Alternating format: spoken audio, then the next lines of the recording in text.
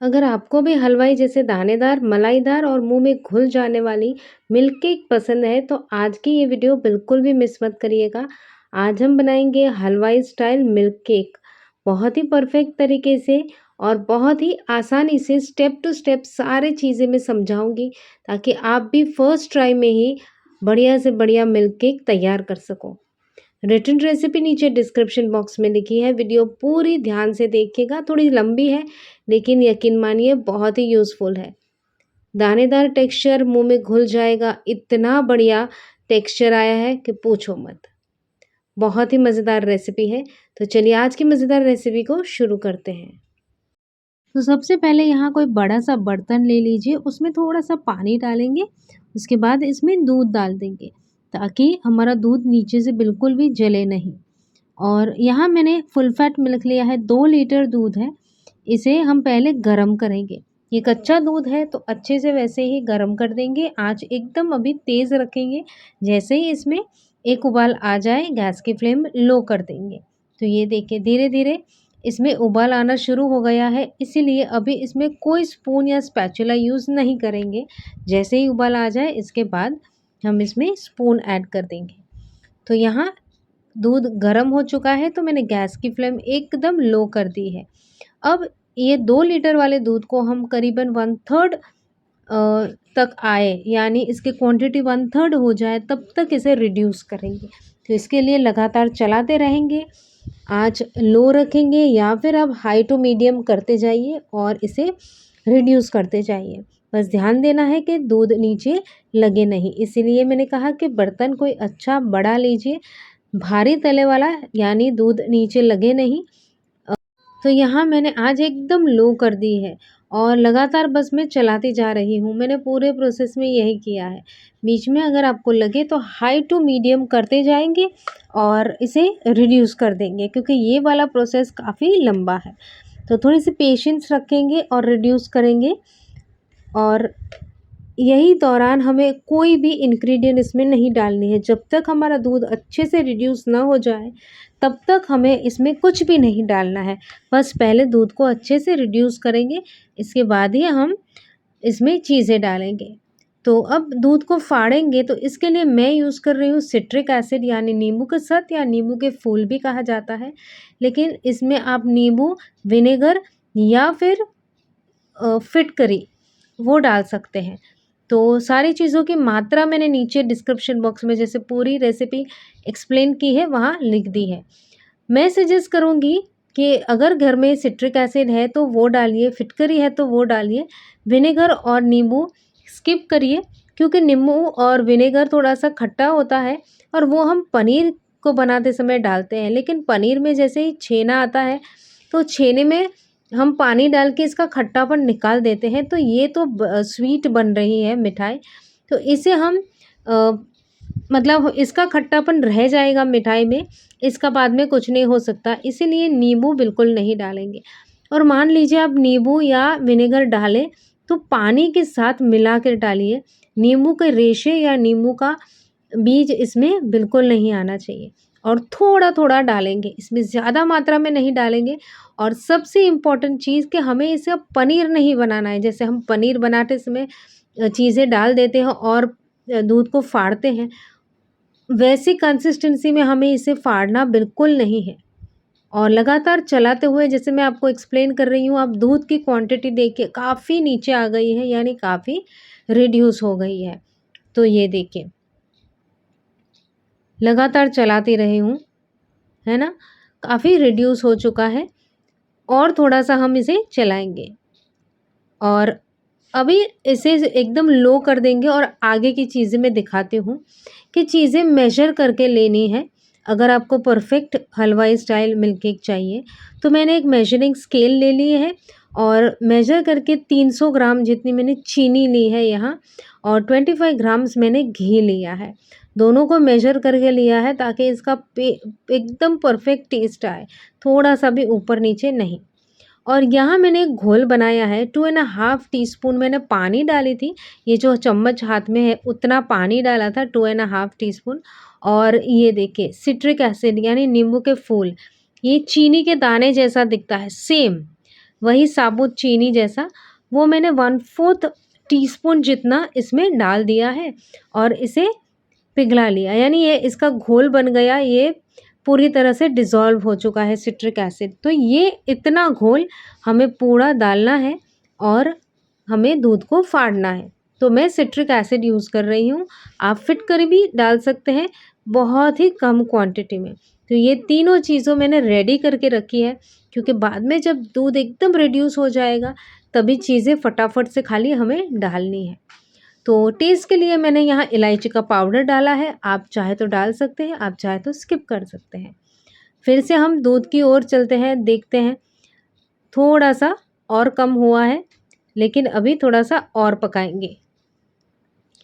बीच बीच में आप high to medium करते हुए इसे रिड्यूस कर सकते हैं। बस ध्यान देना है कि आप आँच को छोड़ के, मतलब दूध लगे नहीं, दूध जलना नहीं चाहिए साइड से भी या कहीं से भी, नहीं तो इसका अंदर टेस्ट बैठ जाएगा और हमारी मिठाई ख़राब हो जाएगी। तो ये देखिए दूध रिड्यूस हो चुका है, तो इस समय अभी हम इसमें दूध को फाड़ देंगे। आप चाहे तो थोड़ा सा और रिड्यूस करके भी इसमें डाल सकते हो। ये देखिए लगातार साइड्स को स्क्रैप करते हुए मैं चला रही हूँ।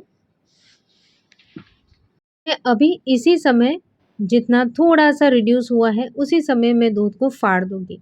यानी ये जो सिट्रिक एसिड का मैंने घोल बनाया था, थोड़ा थोड़ा मैं डालती जाऊंगी, 1/2 टीस्पून से भी कम। थोड़ा सा डालेंगे, थोड़ा सा चलाएंगे, आँच एकदम लो रखेंगे, क्योंकि ये जो हम पनीर फाड़ते हैं ना, दूध में से पनीर निकालते हैं, वैसा दानेदार बिल्कुल भी नहीं आएगा टेक्सचर। लेकिन आगे मैं बताती रहूँगी, दिखाऊँगी कि कैसे पता चलेगा कि दूध फट गया है। तो जितनी मात्रा में मैंने घोल बनाया है बस उतना ही लेना है। ऐसा मत समझिएगा कि जैसे पनीर बनाते हैं वैसे दानेदार टेक्सचर आएगा तो फट नहीं रहा है करके आप और थोड़ा सा घोल इसमें डाल दें, बिल्कुल भी नहीं। जितना घोल बनाया है उतना ही डालते जाएंगे और जितना मैंने बनाया था उतना मैंने पूरा यूज़ कर लिया है। धीरे धीरे आप मेरे स्पून पे तो जो झाग देख रहे हैं वही एक निशानी है, इससे पता चलेगा कि दूध फट गया है। अब देखिए थोड़ा थोड़ा झाग आ रहा है, थोड़ी सी मलाई जैसे आ जाती है, वैसे ही स्पैचुला पे स्पून पे दिख रहा है आपको। अभी गैस की फ्लेम हाई कर देंगे ना तो धीरे धीरे और ये फटता जाएगा, लेकिन बस दानेदार टेक्सचर नहीं आएगा, जैसे हम पनीर बनाते हैं वैसा नहीं। अगर आप इस तरह से कर रहे हो तो वो गलत प्रोसीजर है। पनीर की तरह पूरा नहीं फाड़ना है। उससे क्या होगा, अगर आप उस तरह से फाड़ोगे कि पनीर की तरह एकदम दानेदार बनाना है, पनीर में कैसे पानी हम जैसे दूध फाड़ते हैं पानी अलग हो जाता है, पनीर पनीर अलग हो जाता है, वैसे करोगे ना तो ये वाली मिठाई एकदम रबड़ जैसी बनेगी। तो हमें एकदम सॉफ्ट बनानी है, इसीलिए हमने फुल फैट मिल्क लिया है। थोड़े से पेशेंस के साथ स्टेप टू स्टेप चीज़ें करेंगे तो एकदम दानेदार बनेगी और मुंह में घुल जाए वैसी बनेगी। धीरे धीरे करके मैंने गैस की फ्लेम थोड़ी सी हाई कर दी और अब स्पून पे आप नज़र रखिए, देखिए कि कैसे स्पून पे थोड़ी सी झाग आ रही है, देख रहे हैं। तो बस इसी तरह से जैसे मलाई है वैसी लग रही है ना, तो इसका मतलब ये दूध आराम से फट गया है। इससे ज़्यादा अभी हमें और कोई चीज़ नहीं डालनी है। अब बस फिर से थोड़ा सा इसे और रिड्यूस करेंगे, इसके बाद इसमें चीनी डाल देंगे। ये देखिए तो साबुत चीनी ली है, वो भी थोड़ी थोड़ी डालते जाएंगे और इसे फिर से चलाते रहना। यानी पूरे प्रोसेस में बिल्कुल भी गैस की फ्लेम मैंने ऑफ नहीं की है। अभी चीनी डाली है तो फिर से थोड़ा सा दूध पतला हो जाएगा, यानी चीनी अपना पानी छोड़ेगी, इस वजह से मिक्सचर थोड़ा सा और पतला हो जाएगा। लेकिन जैसे मैंने कहा medium to high, high to medium करते जाएंगे और जितना मॉइस्चर है पूरा सुखा देंगे हम। और लास्ट में हमें एकदम मावा, जैसे मावा बनाते हैं वैसे ही टेक्सचर आएगा और बाकायदा वो ब्राउन भी हो जाएगा, उसमें कुछ भी करना नहीं है। जैसे मैंने स्टार्टिंग में कहा कि चीनी को कैरमलाइज बिल्कुल भी नहीं करना है। थोड़ा सा मैंने इलायची का पाउडर इसमें डाल दिया है और अब इसका टेक्सचर देखिए, देखिए आराम से जितना एकदम पतला दूध था एकदम गाढ़ा हो गया। इसमें ये देखिए जो मावा जैसे हम बनाते हैं वैसा टेक्सचर आना शुरू हो गया और ब्राउन भी होना शुरू हो गया। अभी इसी समय पे आप क्या करेंगे कि गैस की फ्लेम अगर आप हाई करते हैं तो थोड़ा-सा ध्यान से, ताकि नीचे का ये मावे का जो टेक्सचर वाला हिस्सा है बिल्कुल भी जलना नहीं चाहिए। अगर जल गया ना तो पूरा जैसे हम घी में से जैसे हम बनाते हैं मावा, खोया, तब कैसे जल जाता है तो हम स्क्रैप करते हैं, वैसा हो जाएगा। तो यहाँ थोड़ी-सी मीडियम फ्लेम पे इसे पकाएँगे और चलाते रहेंगे और इसी समय हम इसमें घी डाल देंगे। जैसे बबल्स आना शुरू हो गए और एक बर्तन, यही बर्तन का जो ऊपर का लिड है उसे साइड में रखते हुए पकाएँगे, क्योंकि अभी इसमें बहुत सारे छींटे आएँगे। और ये देखिए, अभी इसका कलर देखिए, कुछ भी नहीं डाला है, बस धीमी आँच पे मैंने कंटिन्यूअसली इसे पकाया है। दानेदार भी हो गया है और कलर भी आ गया है। देखिए, मैंने कहा था ना स्टार्टिंग में कि कोई ऐसी चीज़ नहीं करनी है कि स्टार्टिंग में ही आप समझ जाओ कि भई इसमें ब्राउन कलर नहीं आ रहा है, चीनी को कैरेमलाइज़ कर देते हैं। बिल्कुल नहीं, वो गलत तरीका होता है। और दानेदार भी हो गया है, इसलिए मैंने स्टार्टिंग में कहा था कि पेशेंस करते हुए आपको ये मिठाई बनानी है। बहुत ही आराम से बन जाएगी और सही में परफेक्ट तरीके से बनेगी। एकदम सही मात्रा में मैंने इंग्रीडिएंट्स नीचे बताए हैं। तो अब ये वाले टिफ़िन में मैं इसे सेट करूँगी। तो मैंने इसे ग्रीस कर लिया है और एक पार्चमेंट पेपर लगा दिया है। घी से ग्रीस कर लिया और साथ में मैंने एक मोटा नैपकिन भी ले लिया है, जिसमें हमें इसे ढक के किसी जगह पे रख देना है। आप चाहे तो किचन प्लेटफ़ॉर्म पे रख सकते हैं या फिर आप किसी ऐसी जगह पे जहाँ बार-बार आप खोलें नहीं। और अब ये मिक्सचर देखिए, काफ़ी गाढ़ा, एकदम दानेदार और बिल्कुल भी इसमें दूध नहीं है। हल्की-सी मुझे चीनी की वजह से थोड़ा-सा मॉइस्चर, थोड़ा-सा गीलापन लग रहा है, तो मैंने गैस की फ्लेम हाई कर दी है और लगातार स्पैचुला से चला रही हूँ। ये देखिए, बिल्कुल भी साइड में से एक्स्ट्रा घी भी नहीं है। मैंने कहा था मैंने 25 ग्राम जितना घी लिया है, तो बस उतनी ही क्वांटिटी में मैंने डाला है। कोई भी चीज़ मैंने एक्स्ट्रा इसमें नहीं डाली। तो आप भी जब फ़ॉलो करो तो ये रेसिपी परफेक्ट वही तरीके से फ़ॉलो करिएगा। और ये देखिए, जैसे ही एकदम गाढ़ा हो जाए ये मिक्सचर, इसमें जो भी टिन आपको लेनी है, कोई भी टिन है, बस ग्रीस करके इसमें डाल दें। थोड़ा-सा और बच गया तो मैंने एक छोटे से डिब्बे में रख दिया है, स्टील वाले।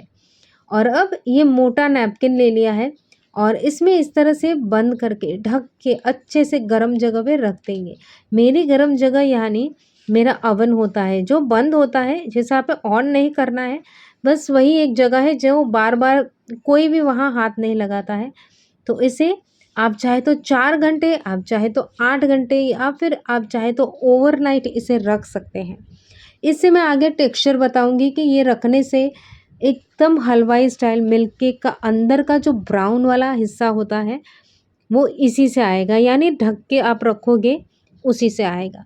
तो चलिए, अभी मैंने इसे अच्छे से 2 कपड़ों में ढक के रख दिया है। और ये देखिए, ओवरनाइट मैंने इसे रखा था, थोड़ी देर के लिए फ्रिज में रखा था, सुबह जैसे ही ठंडा हो गया और अब हम इसे डीमोल्ड करेंगे। बहुत ही आसानी से आप बना पाओगे अगर थोड़ी-सी पेशेंस रखोगे। स्टेप टू स्टेप वीडियो देखने के बाद आप ट्राई करोगे तो यकीन मानिए कोई मुश्किल काम नहीं है। बहुत ही दानेदार बना है और इतना मज़ेदार, इतना रिच क्रीमी टेक्सचर आया है कि पूछो मत। अगर आप भी रेसिपी ट्राई करते हैं तो कमेंट्स के ज़रिए मुझे बताइए कि आपकी रेसिपी कैसी बनी। रेसिपी को एक थम्स अप तो बनता है, तो ज़रूर दे के जाइएगा। आप जहाँ भी मुझे फ़ॉलो करते हैं, यानी इंस्टाग्राम, फ़ेसबुक या फिर यूट्यूब पे, वहीं से प्लीज़ मेरी रेसिपीज़ को शेयर भी करते रहिए। ये देखिए, इतना दानेदार और जूसी टेस्ट है कि पूछो मत, बहुत ही मज़ेदार है। मैंने भी फर्स्ट टाइम ट्राई किया था, तो आपके साथ ये रेसिपी शेयर की है।